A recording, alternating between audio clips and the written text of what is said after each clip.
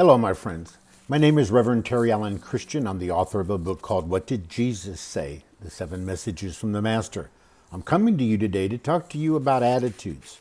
Prior to becoming a minister, I was a motivational speaker, and over a course of 15 years, I did a little over 2,000 speeches throughout America and Canada, speaking on the attitude and how the mind works. Called into ministry, I'm here to help Christians learn how they develop attitudes subconsciously and don't even think about it, but everybody else sees it. So let me give you 3 insights about your attitude.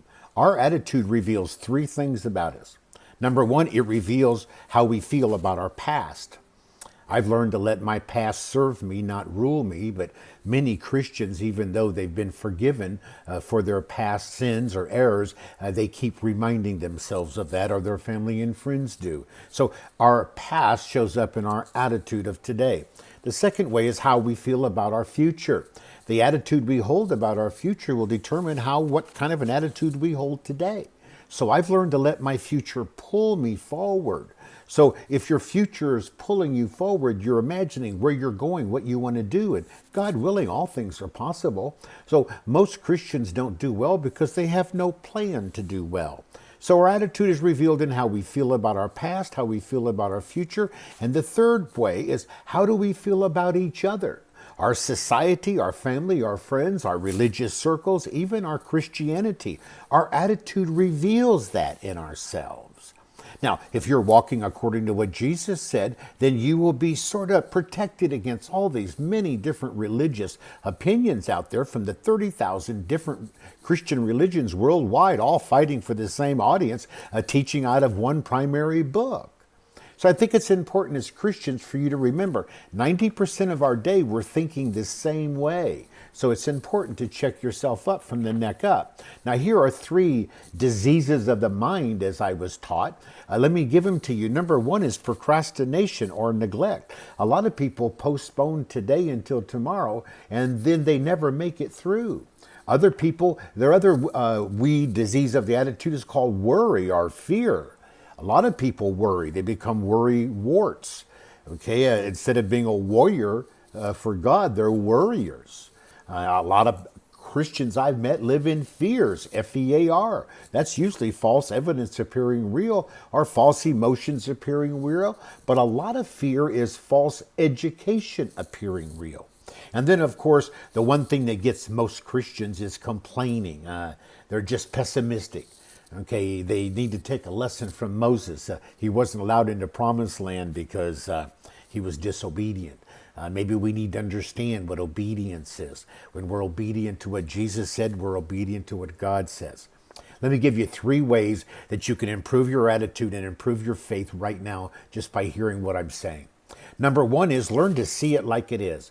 The ability to see what doesn't yet exist reveals the pessimist and the optimist. They both have faith, they just use it uniquely different. So when I say have faith, it's positive faith. See it like it is, not worse than it is. No matter what your situation is, there are many other people that are worse off. So therefore, that's the first step. It can be better, and you make it better, and it could be worse, so you want to make it better. Number 2 is we got to learn to see it better than it is. Once we see it like it is, we have to see it better. I call it playing the what if game in the positive. What if I read more? What if I tried more? What if I did more?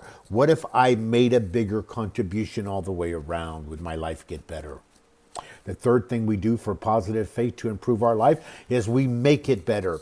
We have to expect more from ourselves than our family and friends expect out of us. We have to learn how to get around the right people. We have to learn how to avoid the wrong people. We have to decide that our faith must be activated because faith without action is useless. And next thing you know, we're majoring in minor things. We're mistaking movement for achievement. We're looking busy, but we're not productive. I think it's about time we take a good look at our own life. What are we doing that makes a difference in the life we're living? I think it's very important to know when enough is enough. My brothers and sisters, let me share with you, if there's anything I can do to help make a difference in your life, contact me. I offer in my ministry private personal counseling, eye to eye, heart to heart, on Skype, WhatsApp, FaceTime, or in my home in the upper room. I believe that marriages can be restored, redeemed, refreshed. I believe divorce, someone can restore their heart again and love again. I believe that miracles happen to those who seek miracles for health, happiness, finances. And if we're doing our part, God has an unusual way of helping us in that. Not all ministries are the same. I understand that. Some hinder, some help.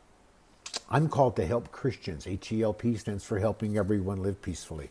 I believe God connects us all together by the prayers that we say, the prayers of our heart. And when our prayer of our heart matches someone else's, I think God connects us.